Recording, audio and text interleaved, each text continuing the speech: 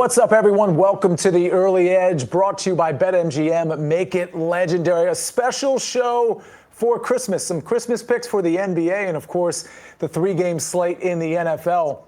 No recap screen to address. Let's bring in the stars of the show. We have a lot of stars here on a Christmas Day episode. Mikey B, Larry Hartstein, Propstarz, and Mike McClure. Of course, we're not recording on Christmas, but we are talking about Christmas Day bets.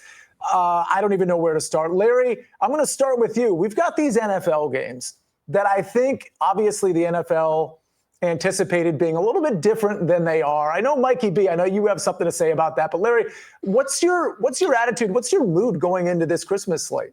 Well, I love getting NFL on Christmas, but I know Mikey B was hot about it. He didn't want the NFL taking over the day from the NBA, and we don't have the greatest matchups when you have the third string quarterback for the Chiefs. You have the backup quarterback for the Vikings, maybe the third choice in terms of how they entered this season. And then you get the Commanders, your Commanders, down to Josh Johnson, 39-year-old Josh Johnson on his eighth team, second stint with the Commanders. I wonder if you even remember his first stint, Sia. It was probably so memorable.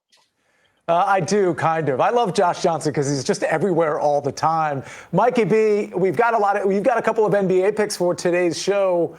Talk to me real quick. Are you part of me feels like you like the fact that this NFL slate is a little underwhelming on Christmas.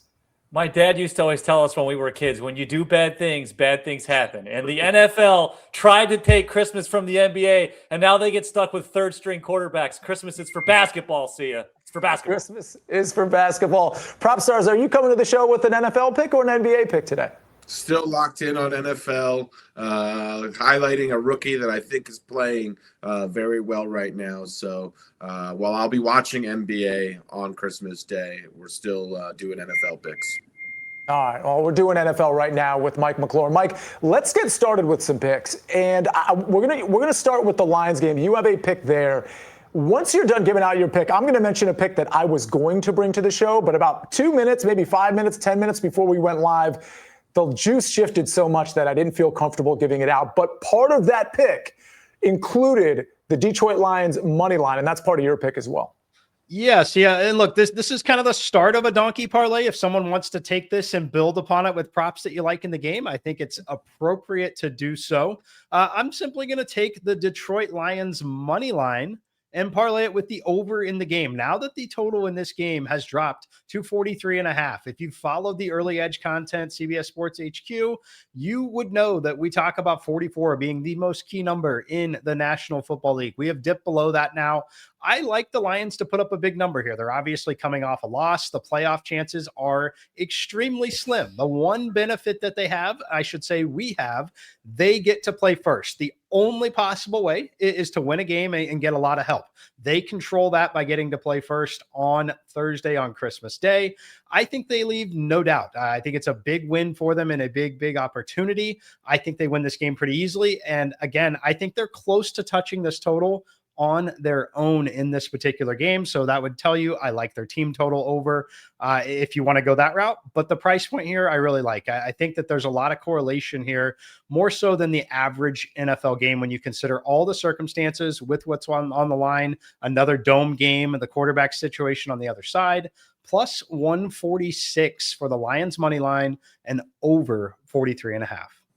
Yeah, and it appears that part of the reason, Mike, that this line has come down is it looks like Max Brosmer will be the quarterback, J.J. McCarthy being ruled out, which actually affected my play as well. Propstars, I have some questions for you in this game because I know you were on Justin Jefferson last week, and I'm curious if you like him this week with the backup quarterback.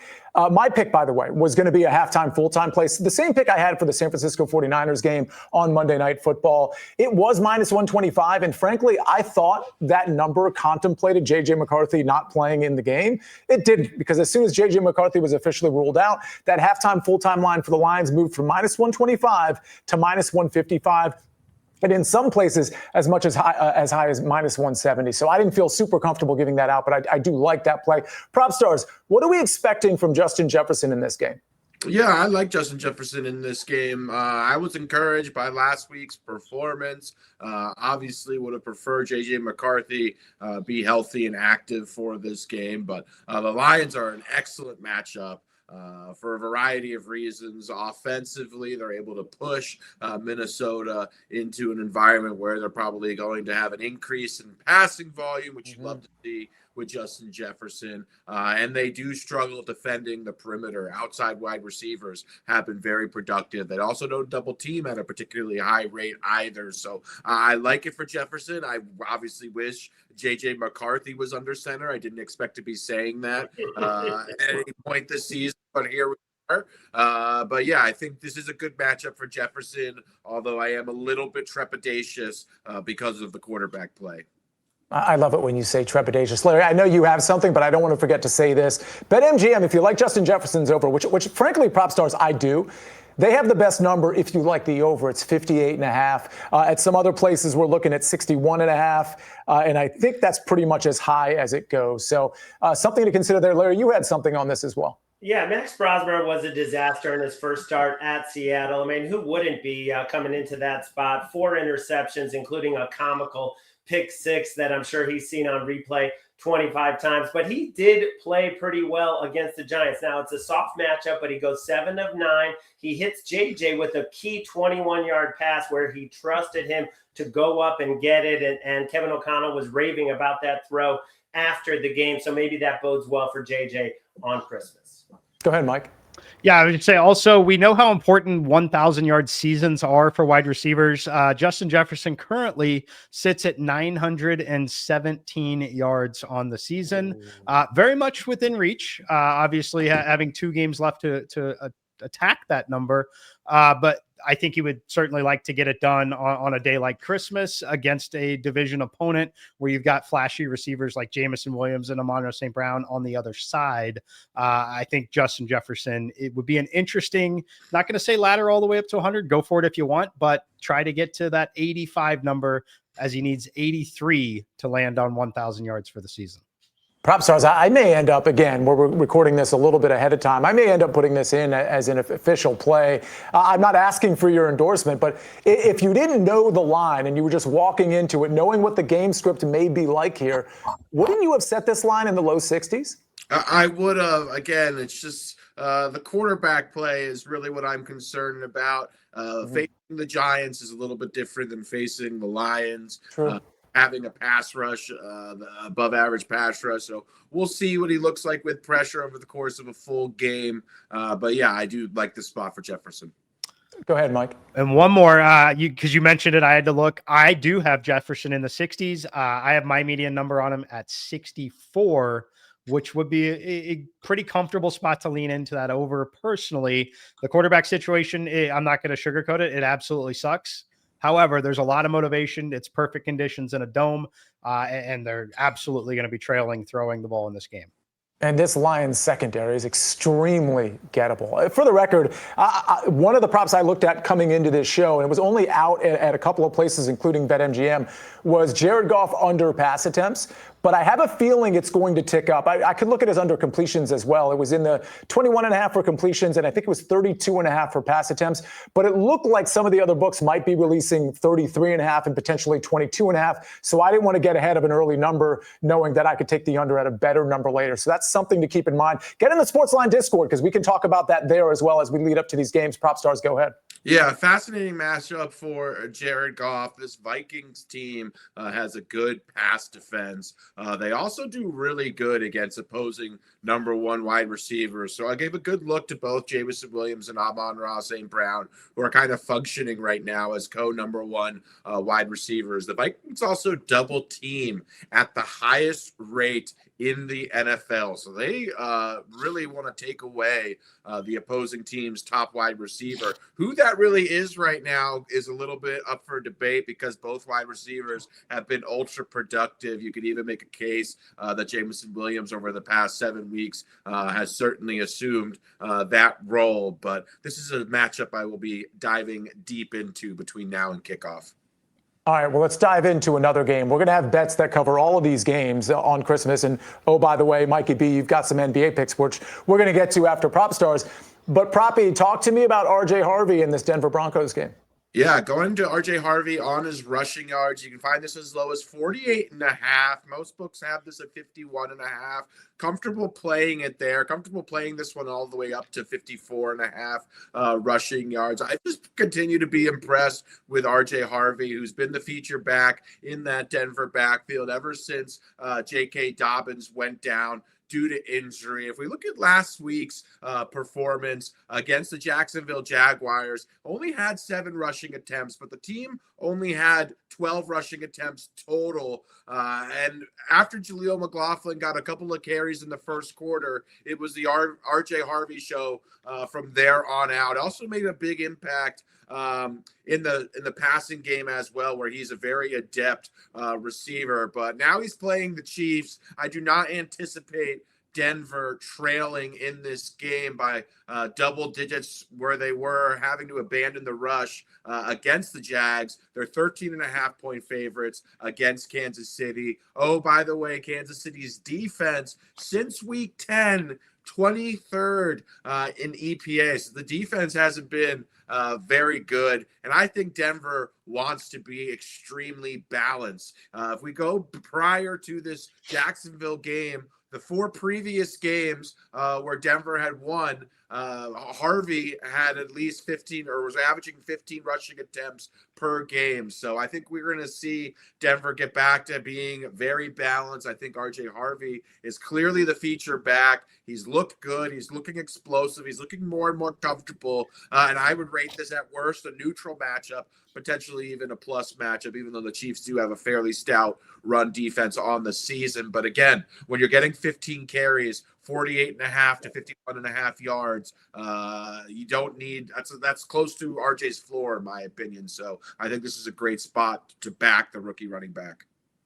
I mean, by the way, 48.5, again, at the time of this recording, and really a lot of the time, if you like overs, and I know, Proppy, you tend to like unders, BetMGM tends to release lines earlier than some of the other major books. And they tend to release, again, if you like overs, some lines that end up being a little bit lower than, and when we're talking about props, I'm talking, of course, than some of the other books. So shout out to BetMGM because they've got this at 48.5, where, as Proppy said, a lot of these books have it at 51.5. How about another shout out to BetMGM promo style? We're about to talk about some NBA picks on Christmas, courtesy of Mikey B. And we've got a boost to talk about. BetMGM players will receive an NBA odds boost to use on Christmas. Just make an NBA bet on Christmas to use the boost. If you win, you'll get extra winnings and unrestricted bonus dollars only at BetMGM. All right, Mikey B, I've teased it long enough. We got to get to your picks. We got to get to my pick, which is a bit of a future. Larry, of course, we got to get to your pick in that Commanders-Cowboys game. We'll cover it all right after this message from our partners. You can't count on accurate expiration dates. That is a rookie mistake. Or the kindness of strangers. But thanks to CBS Sports, you can always count on Sundays with the NFL on CBS and Paramount+. We're back on the early edge, brought to you by BetMGM. Make it legendary. It's a bit of a Christmas special. And Mikey B, you got a couple of special bets for us on Christmas. Now that the NFL has tried to steal Christmas from the NBA, this is your chance to give out some bets and to fight back. Thank goodness we don't have to talk about third-string quarterbacks. We can talk about starting NBA players. So first we're going to go Knicks Cavaliers. We're going to take the Knicks at -5.5. This is in New York. The Knicks are 14-2 at home this season. Overall, they have a plus 7.7 point differential, which is the 4th highest mark in the NBA. Now, I'm going to assume that Jalen Brunson and OG Anunoby will play in the game. They sat out Tuesday for what felt like rest days. Cavs are 6-6 on the road. Their defense is awful without Evan Mobley. So I think the Knicks dominate this matchup and cover the -5.5. And then we're going to do Mavericks Warriors. I'm going to take the Mavericks at +7.5. I just don't trust the Warriors right now. They seem to be changing their rotations on a daily basis. And Draymond Green is currently going through one of his anger outburst stretches. He played 8 minutes against the Sun over the weekend before he was ejected with 2 technicals. And then the other night, he only played 18 minutes against the Magic. He got into an argument with Steve Kerr on the bench. He took himself off the bench, went into the locker room, didn't play anymore.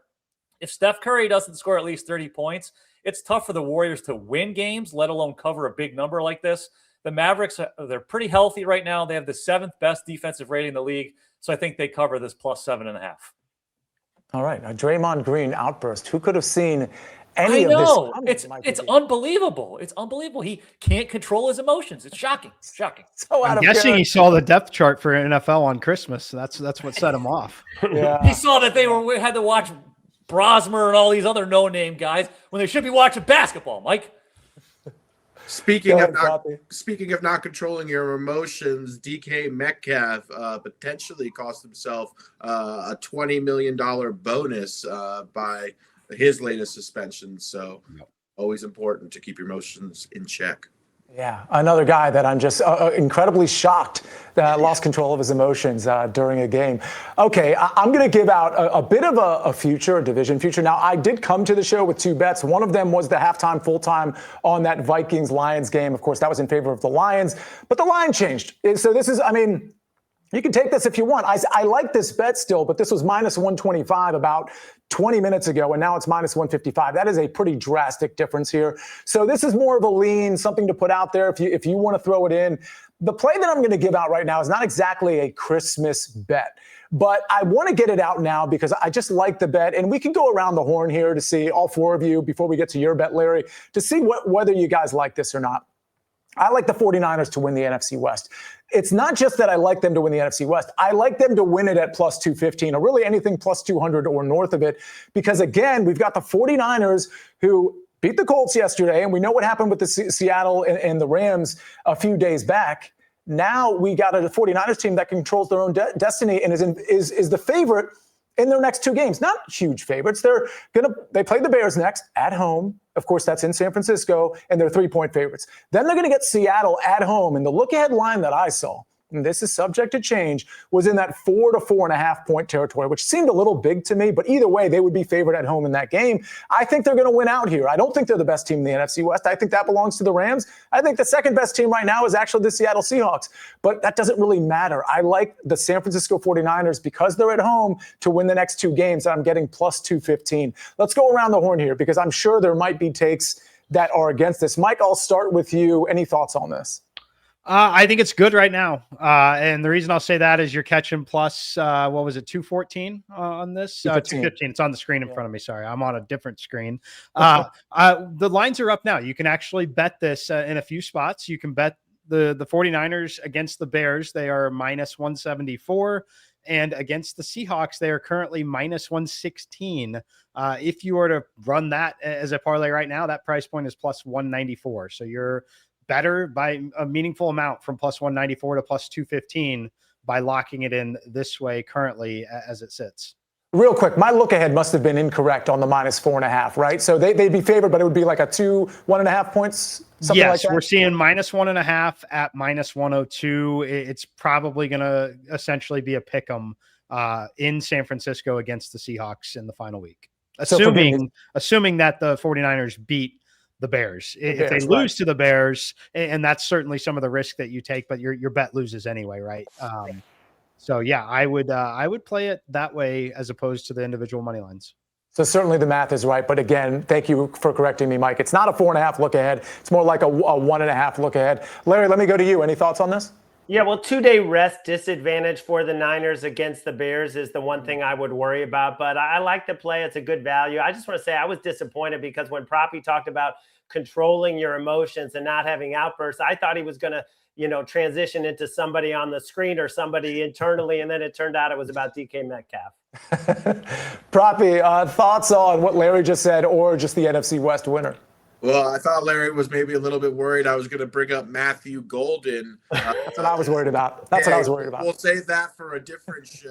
Don't ruin Larry's Christmas there. But yeah, I'm very impressed with Brock Purdy and company. The 49ers, obviously, not enough people talking about them. Suddenly the NFC is super stacked at the top. I think there's 4 or 5 potentially elite teams that I would favor. If I'm talking about the 5 best teams in the NFL right now, I think at least 4 of them live in the NFC heading into, the stage of the season. So I like the 49ers. I think they have a great shot. and I think the NFC is stacked right now. Larry. Well, given that Proppy brought it up, I just want to thank Proppy for starting that, high dollar fantasy league, the Dynasty League, which I'm about to take down for $1,000, and that will easily cover the Matthew Golden payment. Awesome. Congratulations, Mike McClure. Go ahead. Oh, I was just say, to Alex's point, and like liking the Niners and the NFC, how crazy it is. We're what, 10 days removed or less from the Rams are the clear-cut Super Bowl favorites. They're going to win this game against Seattle. There's the scenario here where the 49ers get the bye. The Rams go on the road in the opening round of the playoffs to the Philadelphia Eagles and play outdoors, and could be from Super Bowl favorite to bounced in the first round playing outdoors in Philly. Well, you want to talk about great scenarios. Let's talk about the San Francisco 49ers, because if they beat the Bears and if they beat Seattle, they get the number 1 seed. And guess what? They have home games up into and through the Super Bowl, because, reminder, the Super Bowl is in Levi's Stadium. So they could very well be playing the rest of their games, if they went out, through the Super Bowl at home, which is an absolutely crazy scenario to consider. Mikey B, your thoughts on San Francisco winning out here? I'm Regular not talking season. about Yeah. football, Sia. Yeah. We're going to talk. Watch Spurs Thunder on Christmas Day. Victor Wembanyama, Chet Holmgren, Isaiah Hartenstein, SGA. No football. No football. I can't do it. An NFL homer would say, I don't want to watch SGA pick up fouls for an entire 4 quarters. I want to watch the spread at Larry's house after he wins this fantasy football league. That's what we should be focusing on. All right, Larry. Well, let's focus on your play. The Cowboys and the Commanders are the other game, the game we haven't really talked about. Speaking of backup quarterbacks, it looks like it's going to be Josh Johnson. We know it's not going to be Sam Hartman. We also know Washington re-signed Jeff Driscoll. Again, I would imagine it's Josh Johnson at quarterback. I don't think Mariota is going to play in this one. What do you like? I like the Cowboys. I laid 6.5. You can still find 6.5 juiced in the market. I would still play it at 7, but I obviously love it a lot more at 6.5.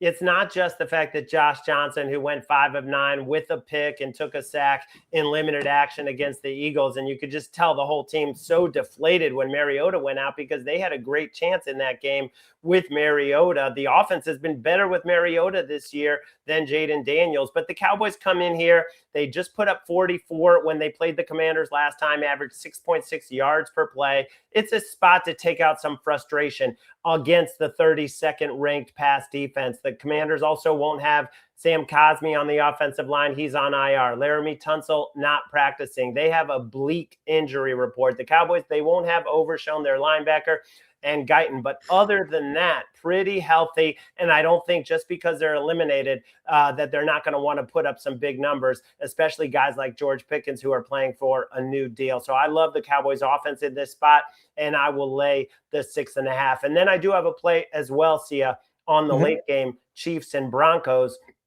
Chris Oladokun is getting the start for the Chiefs. And he came in and he did admirably against, the Tennessee Titans in a tough situation after Gardner Minshew went out. He did admirably, 11 of 16 for 111 yards, but that was in almost 3 quarters. He only had 16 pass attempts. Why? Because they cannot sustain a drive. They went 1 for 9 on 3rd down in that game. They couldn't sustain a drive. And it's not like Andy Reid wants to drop this guy back 30 times, because the Broncos lead the league in sacks with 63 sacks. So I think you're going to see a lot of running. Try to keep the game competitive. Rely on your defense. Rely on your running game. And then when you have to throw, this guy can make some plays, and he can definitely run around in the pocket. He's very mobile. So I like his story. I'm excited for him that he's finally getting a start. But to say 30 pass attempts against the Denver Broncos, that is a very big number. This is coming down as well, and I would still play it if you can only get 28.5. So I think it's pronounced, and Larry, you can correct me if I'm wrong. I think it's pronounced Chris Oladokun. And I say that to say this. I actually studied this guy yesterday, because I got to be honest. When he came into the game, I was like, wait. I think I felt like I knew every single backup quarterback, 3rd stringers as well, practice squad guys as well. I wasn't familiar with this South Dakota State product, so I did actually review his snaps from last week. I was really impressed. He kept his eyes downfield even with the pass rush. Now, he is mobile, but he's not particularly fast. 40 time, I believe, was in that 4.7 range. But either way, I was kind of impressed with him. Mike, did you have any thoughts? This is your team. Chris Oladokun, your thoughts in general? Anything? I mean, honestly, once they were eliminated, I was very surprised that they played Minshew and not Oladokun from the start, to be honest with you. Just why not continue to get a look at players? So last week's game plan was a little interesting from Kansas City. They clearly don't want to win. He'll be out there. I think that this number is a pretty good look, just that they won't be in a hurry up situation. They're still going to run the football. They want this clock moving and to get it over with. So while I think he could be moderately talented, like he's not an NFL starting quarterback. I don't think like I don't think that's really ever going to be in the cards for him. Terrific athlete, just not a great situation. Just motivation has to be extremely low on the Kansas City side here. With that in mind, this is a huge spread. I think it's 12.5, maybe 13.5. Maybe it's crept up to that in some places. Any thoughts on this one? Because Denver has something to prove here coming off of last week. And I could see this slowly really getting away from Kansas City. Any thoughts there, Mike? Yeah, look, it's a huge number, but I mean, there's a scenario here that Kansas City doesn't score 10 in this game. So yeah, it just comes down to how aggressive Denver wants to be with the foot on the pedal. You have to think, considering how everything stands currently and what's in front of them, that it's still a very conservative game plan, probably by halftime. So I'm not going to lay it, but if you said I need you to play this game, it would certainly be the Broncos side before the Chiefs side. Larry, you had some follow-up there. Well, I would lean towards taking the points. I'm not playing it personally just because we've seen Denver go on the road and squeak by pretty much every single time. They have not been blowing bad teams out. But, you know, this Chiefs team looks pretty bad right now and just got blown out by Tennessee. Propstars, I don't know if you checked out any of the sides for, I mean, you're mostly a prop guy, of course, but these Christmas Day games, were there any that intrigued you? The line's kind of moving around. Cowboys favored by 7 in some places, and obviously we've talked about that already, 6 to 7 points, 6-7. Detroit and Minnesota, that's gone from 6 to 7.5. And then Detroit, Kansas City, 12.5 to 13.5. Any thoughts on any sides there, Proppy? I think the Denver one is interesting. I will say with Denver, I have thought that their defense is overrated personally. However, watching Denver, when they have a matchup they should win or they should take care of business, like playing against a backup quarterback, that's when they're extremely impressive to me. So I look at this as optimal matchup for this Denver defense. So I think they're going to really hold Kansas City in check. So I like Denver actually here. All right. Any closing thoughts here, gentlemen? I do want to get to the recap screen. Larry, go ahead. Yeah, I don't want to bury the lead, but I got some great news right before the show that Ben has authorized me to release publicly right here. EC, our buddy EC, is coming back to SportsLine and the Early Edge starting momentarily, basically January 1st. Just got the news. Yes, that is the feeling. That is the feeling. Yes, EC. Amazing. We love EC, not just on the Early Edge, but all the other stuff that he does. That is going to be, that is absolutely fantastic news. Anybody else? That was a great way to close the show. Anything we need to touch on with any of these NBA or NFL games? Mikey B, go ahead. Don't watch football, please. Thank you. You can't say that on this show. Come on. I get You it, can though. follow the box scores, Larry, and you watch basketball. It's Christmas. Watch basketball, Larry. You have a clicker, right? You know how to use it?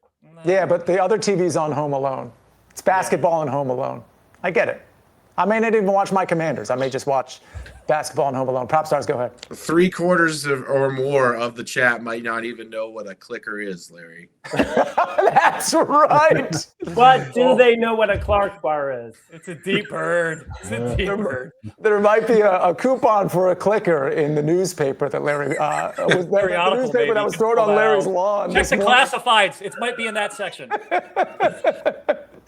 All right. That's a great way to close the show. All right, let's get to the recap screen. Shout out to Ben, who, again, authorized that announcement, but also has been handling this, all these shows, but also this special edition Christmas Day Bets show. I'm going, again, I like the Lions halftime, full-time. The line kind of spun out of control, so I'm just coming with the 49ers to win the NFC West at plus 215. Of course, all they need to do, which is, it's kind of a big ask. They got to beat the Bears. They got to beat Seattle, but both of those games are at home. Knicks minus 5.5, Mavericks plus 7.5. Those are two NBA Christmas bets, courtesy of Mike Barner.